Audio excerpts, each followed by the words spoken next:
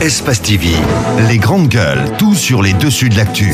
Ahmed Camara, Zachary Milimono, Roby, Mohamed Djibril Camara, Moussa Moïsila, Lamine Girassi forment les grandes gueules.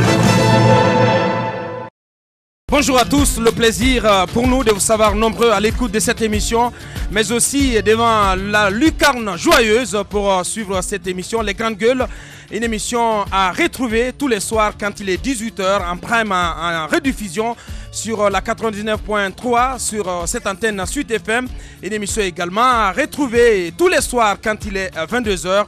Sur la télé d'une autre planète, Espace TV. On s'intéresse à l'actualité retournée dans tous ses sens dans cette émission. Une affaire de flagrant cas d'homosexualité en pleine capitale Conakry. Cela s'est passé hier nuit aux environs de 21h dans la périphérie de l'aéroport de Conakry, alerté sur une présence humaine suspecte au terminus d'un tunnel sombre traversant la zone de l'aéroport pour déboucher sur Besséa Port 2. Les éléments d'un poste de service de sécurité situé à quelques encablures de l'aéroport international de Conakry s'y sont rendus pour finalement mettre le grappin sur l'un des deux jeunes qui étaient en couple. Quelles sont les circonstances donc de ce cas d'homosexualité? On revient là-dessus avec lieutenant Mamadi Camara, il est commandant du PA situé donc du côté de l'aéroport de Conakry. On revient sur cette autre affaire Tamsir. À la demande de plusieurs ONG, l'ambassade des États-Unis en Guinée aurait fait annuler le visa du présumé violeur. On apprend aussi que le jeune Tamsir se serait échappé et aurait atteint la Côte d'Ivoire. Comment cette affaire est-elle perçue dans le milieu des ONG de défense des droits de l'homme? Nous allons joindre dans cette émission Mme Fatou Baldé, elle est présidente de la COFEL, vice-présidente du CNOX. Elle va s'exprimer dans cette émission au nom des femmes de Guinée. Le projet de construction d'une mosquée source de vives tensions à Touba, localité située dans la préfecture de Gawal. En dépit des efforts de médiation fournis par les autorités, le problème reste entier et loin de trouver une solution. Le projet est porté par une famille et retoqué par les autochtones au motif qu'il a bypassé les procédures coutumières. Quel est le climat sur place? Pourquoi s'oppose-t-on à ce projet de mosquée? Et là, Jali Gabi, lui, les ressortissants de Touba, vivant en France, nous allons avoir son regard sur cette affaire. Merci de rejoindre l'équipe. Ahmed Camara, bonjour. Bonjour Abakar. Bonjour Tamba Zachary Milimono. Bonjour Abakar. Bonjour Moussaïro. Le micro n'est pas activé. Bonjour Moussaïro. Bonjour, c'est toujours pas activé, on va passer. Bonjour l'autre Moussa Moïse là. Moussa masculin, bonjour. Bonjour Mohamed Djibril. Bonjour. Bien, à Djibril, on s'intéresse à l'équipe nationale guinéenne qui va avoir une double confrontation avec la Namibie. C'est dans le cadre des éliminatoires du mondial 2018, c'est au mois de novembre.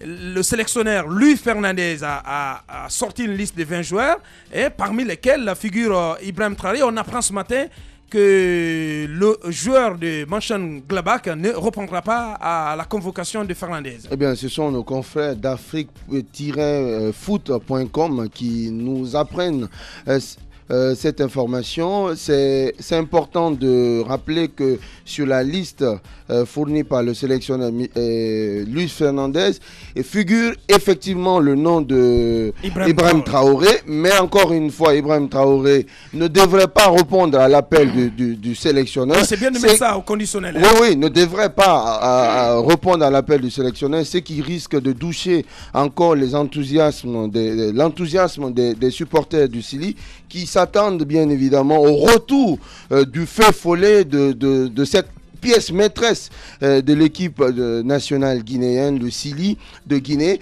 Alors, on sait que les matchs qui auront lieu les 12 et 15... Il faut que le garçon arrête un peu. Hein. Oui, mais c'est vrai. C'est vrai, je suis tout à fait d'accord avec vous. J'aime souvent le dire. Il faut que le professionnalisme puisse se concilier avec le talent. C'est vrai que c'est un joueur talentueux qui est pétri de talent et dont le Sili a besoin, mais encore faut-il qu'il soit également animé d'un sursaut d'orgueil, puisque le Chili n'est pas en très bonne posture pour se qualifier pour le mondial 2018 qui se jouera en Russie. Donc on a besoin... Non, ça va être le premier match du Chili en Namibie. Hein. Oui, en Namibie. Ouais. Donc le Chili aura besoin de tous ses talents, y compris lui. Donc il va falloir un peu mettre de l'eau dans son vin. Ouais. C'est vrai, il a ruminé sa rancœur, il a expliqué les raisons pour lesquelles il ne veut pas revenir en sélection. Ce sont des raisons qui sont tout à fait compréhensibles, mais encore une fois, je pense que l'orage doit maintenant passer et il doit se mettre au service du collectif, au service de la nation, pour faire briller cette équipe nationale qui a besoin de lui, mais pour se qualifier au mondial 2018. La nation avant tout, Tamba. La nation avant tout, se mettre la Guinée d'abord. La Guinée d'abord, se mettre au service de la nation. Ce sont des formules, à mon avis, qui nous font beaucoup de mal en République de Guinée. Je vais vous dire pourquoi. Comment ça? Il y a de sérieux soucis, même au sein de l'administration. Il y a de sérieux soucis. Au lieu de les résoudre, on dit aux gens, venez à cause de la nation, venez servir la nation. Pourquoi ne pas prendre en compte ceux qui les chassent de la Guinée? À mon avis, ça doit se résoudre. On n'est pas plus patriote que Ibrahima Traoré. Je ne crois pas que nous soyons plus patriotes que lui. C'est un homme qui a mouillé. Écoutez, personnellement, je vais vous dire, c'est quelqu'un qui a servi la Guinée. Il a mouillé du maillot à cause de ce pays-là. Vous devriez vous poser la question de savoir pourquoi tient-il sérieusement à sa position. On se dit, il faut venir. Venez à cause de la nation. On est venu vers lui, on a demandé pardon, Mais est-ce qu'on s'est intéressé à ceux qui le maintiennent dans sa posture? Non, je pense que non. S'il a déjà une fois servi la Guinée, il n'y a pas de raison. On ne peut pas continuellement bouder la sélection alors que le pays a besoin de ce jeune-là. En ce moment, on sait que l'équipe nationale est en pleine difficulté dans les éliminatoires de la CAN. Et quand on lui fait appel pour venir en tout cas soutenir le Chili national dans le cadre du mondial, et le garçon, après tout ce qu'on a fait... Aboubacar, je te donne un exemple. Qu'est-ce qu'il veut à la fin du compte? Qu'est-ce qu'il veut à la fin du compte? Que les gens viennent prendre ses pieds? Je donne un exemple banal. Je te donne un exemple banal. Mon point de vue est plutôt général. Je vais vous dire. On ne peut pas venir Écoutez Aboubacar. Vous savez combien de cadres des institutions d'enseignement supérieur nous avons à l'étranger? Beaucoup de Guinéens de haut rang enseignent dans des universités étrangères, y compris celles des États-Unis. Et ils ont des rangs de choix dans ces universités-là. Pendant ce temps, l'université guinéenne croupit. Notre enseignement bat de l'aile. Pourquoi est-ce que ces personnes ne viennent pas? Il y a de sérieux problèmes. C'est mon point de vue, Djibril. C'est mon point de vue. Je ne pense pas.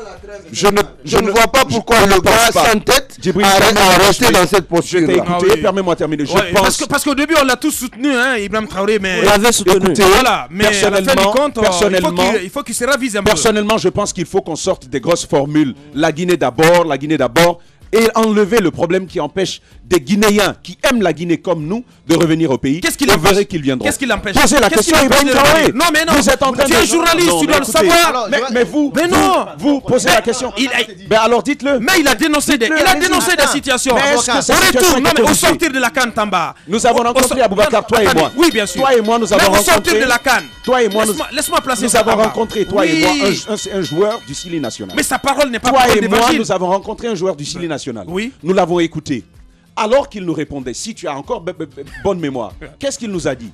On est en train d'indexer en mal Ibrahima Traoré. Pourquoi est-ce qu'on ne se pose pas la question de savoir qu'est-ce qui fait qu'il ne revient pas? Bien. Ce joueur-là nous a dit des choses. Je veux que tu aies le courage de le redire. Mais non, ce qu'on sait, tout l'encadrement qui a conduit la CAN, l'équipe nationale à la CAN, a été balayé. Bien évidemment. Alors, donc, il y a des conditions qui sont en train d'être créées. Tout ne peut pas être parfait du jour au lendemain, Tamba. L'encadrement a été balayé et même l'entraîneur. Absolument. Je pense que si Ibrahima Traoré était là à l'époque qu'on appelait l'époque des Titi et des Salamso, je crois peut-être qu'il aurait joué peut-être qu'un seul match et il allait partir. Je suis d'accord. Parce qu'en ce moment, les conditions n'étaient pas du tout réunies. Les conditions n'ont jamais été réunies pour le Chili national comme cette période. Ouais. Comme maintenant. Ouais. Ils viennent à un moment vraiment où ils peuvent dire Dieu merci. Ça, c'est un premier aspect. Le second aspect, ce sont des problèmes, comme je l'ai signalé. Ils ont signalé pas mal de problèmes, notamment un petit problème entre les binationaux et les nationaux. Mais c'est un problème qui peut être réglé. L'entraîneur dont on parle actuellement, il sait parler sous-sous. Les joueurs même peuvent dire des trucs en sous, des propos en sous-sous que l'entraîneur ne peut pas déchiffrer. Ça peut arriver, mais ce sont des petites erreurs que l'équipe doit régler. L'entraîneur a promis de régler. Ça, c'est un premier aspect. L'autre aspect, on a parlé des gris-gris et autres. Je vous ai dit que dans toutes les équipes nationales africaines, ce sont des problèmes que les joueurs rencontrent en général. Mais il faut être fort, il faut se mettre au-dessus de tout cela. Mais si on ne peut pas gérer tout ça, ça veut dire qu'on n'est pas capable, ça veut dire qu'on n'est pas mature pour faire face, bien évidemment, à tous ces problèmes. Quand on n'est pas mature pour faire face à tous ces problèmes, on ne pourra pas jouer pour son équipe nationale. Bien. Je pense que ce sont ces problèmes, ces petits problèmes. Sinon, Ibrahima Traoré n'a jamais dit que ces primes n'ont jamais été payées, alors que ce sont des problèmes qu'on a enregistrés avant. Il a reversé une fois ces primes même de la CAN je crois au profit d'Ebola. Voilà, des actions qu'on a saluées. Mais pour ces petits problèmes de gris-gris et autres, tout ça, je pense que c'est des trucs qui peuvent être réglés. Ibrahima Traoré, s'il veut venir jouer pour la Guinée, il peut bel et bien venir pour jouer pour la Guinée. Mais comme je l'ai dit dès le début, j'ai dit qu'on n'allait pas attraper son pied. Je suis resté droit dans mes bottes et je continue à le dire. C'est une question de nation. Tamba, nous allons rester dans cette idée. Parce que si ce n'est pas une question de nation, tu aurais peut-être pris le large pour chercher à rejoindre seul Taou Melilia. Mais tu ne l'as pas fait. Tu es assis dans ton pays et tu es en train de dénoncer chaque matin ce qui se passe d'anormal dans ton pays. C'est une question de patriotisme. C'est une question de patriotisme. Bien. Allez-y, Moussa, pour conclure. Ce que je veux dire, il a fait bien de rappeler l'époque de Titi Camara. Ce monsieur, j'ai un grand respect pour lui. C'est une légende. Et ceux qui ont connu son histoire, c'est un patriote. Ceux qui ont connu son histoire savent combien de fois il a souffert avant même d'être accepté dans l'équipe nationale. Ouais. Mais il a tout accepté, malgré son talent. Parce qu'à l'époque, si vous comparez le talent que Titi avait, il a tout fait pour rejoindre son équipe nationale, pour jouer pour son équipe nationale. Ouais. C'est quelqu'un qui a été recalé, pour le mondial des cadets. Exactement. En Chine en 85. Alors, mais ce monsieur a accepté de mouiller le maillot. Malgré toutes les difficultés, il a accepté de venir jouer pour sa nation. Aujourd'hui, Ibrahima Traoré, on pouvait comprendre au début son point de vue. On pouvait comprendre au début sa position. Et d'ailleurs, il n'était pas le seul à avoir des griefs contre le staff technique. Il y avait d'autres joueurs également. Ses collègues, aujourd'hui, ont lâché du lest. Ses collègues ont accepté parce qu'il y a eu des réformes quand même. Ouais. Aujourd'hui, moi, ce que je demanderais aux sélectionneurs, aux fans de Ibrahima Traoré, c'est de laisser le jeune tranquille. S'il veut monnayer son talent à l'étranger, au détriment de sa nation, ben peut-être qu'un jour, tôt ou tard, il y aura un sursaut de conscience qui va peut-être le frapper à revenir au pays. Mais pour l'heure, c'est pas la fin de faire un tapage médiatique là-dessus. C'est son talent, c'est lui qui sait à quel moment il va le mettre au service de sa nation. Mais pour l'heure, n'en faisons pas un scoop, n'en faisons pas un sujet. C'est lui qui sait pourquoi il le fait. Mais pour l'heure, il ne peut pas dire parce qu'il y a des problèmes dans le staff technique. Ça a été résolu. L'entraîneur même a été changé. Et il y a eu beaucoup d'améliorations depuis que Domani Doré est à la tête de ce ministère. Donc il faut arrêter de se faire désirer de la sorte. Trop, c'est trop. Bien. Quand le jeune se sentira prêt à rejoindre l'équipe nationale, il le fera parce que je pense qu'on ne peut pas continuer à le supplier de la sorte. Je pense qu'il y a suffisamment de démarches qui ont été menées dans ce sens. S'il ne se sent pas prêt, il y a d'autres personnes. On a parlé d'une équipe, il y a d'autres joueurs qui peuvent, je ne sais pas, défendre l'équipe nationale, défendre la patrie, nos couleurs. Je pense que ça, c'est pas la peine de faire. C'est pas une seule personne qui peut sauver la nation. Je pense que si le jeune ne se sent pas prêt, qu'on le laisse tranquille. Le moment viendra, comme on l'a dit, peut-être qu'il aura un sursaut de patriotisme pour rejoindre. On s'intéresse à cette affaire d'homosexualité. C'était hier dans la périphérie de l'aéroport de Conakry. Vous avez été alerté très tôt. Très tôt à la maison, j'ai reçu un coup de fil de l'un de vos reporters, Boeing, Moussa Tatakuro Diawara, qui disait donc sur sa moto aux alentours de l'aéroport de Conakry, là où exactement il y a le siège de Vivo, il aurait aperçu 2 homosexuels en plein ébat sexuel. Ben, c'était une scène assez monstrueuse, assez grave, et donc il ne s'est pas empêché parce qu'il a tenté de s'arrêter et de voir de plus près ce qui se passait parce que c'était pas croyable. Et donc il y a eu une poursuite. Il y a l'un d'entre eux qui a réussi à sauter le mur pour se réfugier dans une clôture, dans une cour du côté de l'aéroport. Et l'autre, on a réussi à mettre la main sur lui. Moi, je n'ai pas pu faire le déplacement cette nuit. Bien. Mais voilà. j'ai du mal à croire. On va aller sur le terrain pour prendre lieutenant Mamadi Nkamara. Il est le commandant du PA qui se trouve dans donc, la zone de l'aéroport. Il est en direct dans cette émission. Les grandes gueules. Commandant, bonjour. Lieutenant, bonjour. Bonjour. Voilà, nous revenons donc sur ce qui s'est passé hier avec ces deux homosexuels. On aimerait comprendre d'abord qu'est-ce qui s'est réellement passé et est-ce que vous avez réussi à mettre la main sur les deux personnes en cause? Bien. La question est bienvenue. Hier. Allô? Oui, vous êtes à l'antenne, mon lieutenant. Oui. Nous vous écoutons, allez-y. Ok. Hier nuit, à quelques heures tardives, un monsieur est venu nous trouver, un journaliste. Il nous a expliqué, il dit il y a deux gars là qui sont enlêtés auprès de Bessia là. Donc, ils sont là pour faire des escroqueries tous les ans. Il a expliqué. Aussitôt, j'ai dit où ils sont. Parce que pour une première fois, un de mes cohabitants a été victime de ça. J'ai dit, on va aller voir. Moi-même, je me suis détaché d'aller. Les hommes m'ont dit non. En tant que commandant de détachement, il faut te retourner. Je me suis détourné. J'ai envoyé 4 militaires vers le rouge. Au niveau de la garde présidentielle. Ils sont allés là-bas.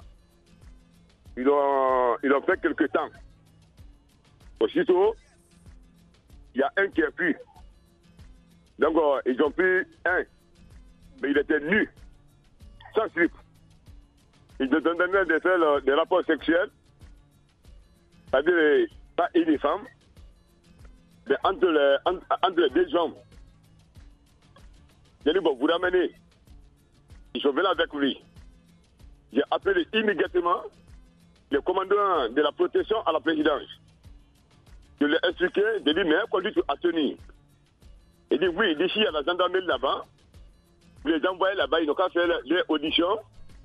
Comme ça, son ami qui est ici là, il connaît sa position. Et là, il va montrer. Et aussitôt, comme on a la gendarmerie là à côté, les gendarmes aussi qui travaillent à l'aéroport là-bas. Donc, j'ai envoyé l'un de mes hommes. Ils ont pas pu prendre un jeune gendarme, lui, il est venu. Donc, il a été reconduit là-bas.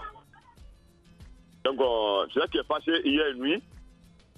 Mais on est un peu amédé sur ce point. Parce que même s'il retire les sacs des gens, c'est dans les fossés là qu'il entre, aller traverser la piste. Et nous aussi, on est là-bas pour les empêcher. Donc, on ne dort pas, on est sur les pieds de nuit et jour, la journée comme nuit. Bien. Donc à vous écouter. Oui. À vous écouter. Alors c'est donc dans ce tunnel qui traverse la zone de l'aéroport que les deux jeunes hommes ont été pris en flagrant délit en flagrant ébat sexuel, on va dire comme ça. Oui. Ils étaient à l'intérieur de l'autoroute, mais dans le fossé là, dès qu'ils rentrent dans le fossé là, ils rentrent maintenant dans le tunnel. Qui sont sortis maintenant dans l'aéroport. Voilà. Bien. Et à l'heure qu'il est, où se trouve le jeune qui a été arrêté, le jeune Diaby? Le jeune Diané? Le jeune qui a été arrêté, où il est en ce moment? Djibril Diaby. Djibril Diaby, hein, selon nos informations. Bon, nous, on l'a mis, lorsqu'il a été arrêté, on l'a mis immédiatement à la disposition de la gendarmerie. Bien. Lieutenant Mamadi Nkamara, commandant donc d'un poste de police, de gendarmerie du côté de l'aéroport. Merci d'avoir répondu à nos questions, mon lieutenant. Merci beaucoup. Au revoir. Bien. Je pense qu'il faut passer la parole à Djibril dans ce studio, afin qu'il donne son point de vue là-dessus. Pourquoi Djibril? Bon, Djibril, c'est quand même que ça. Il y a un recoupement. Ce que j'aimerais dire, c'est que, écoutez, moi, je vais être franc. On me dira que il s'agit d'une minorité dans notre pays. Cette question-là d'homosexualité dans notre pays, moi, j'ai pas d'état d'âme face à cela.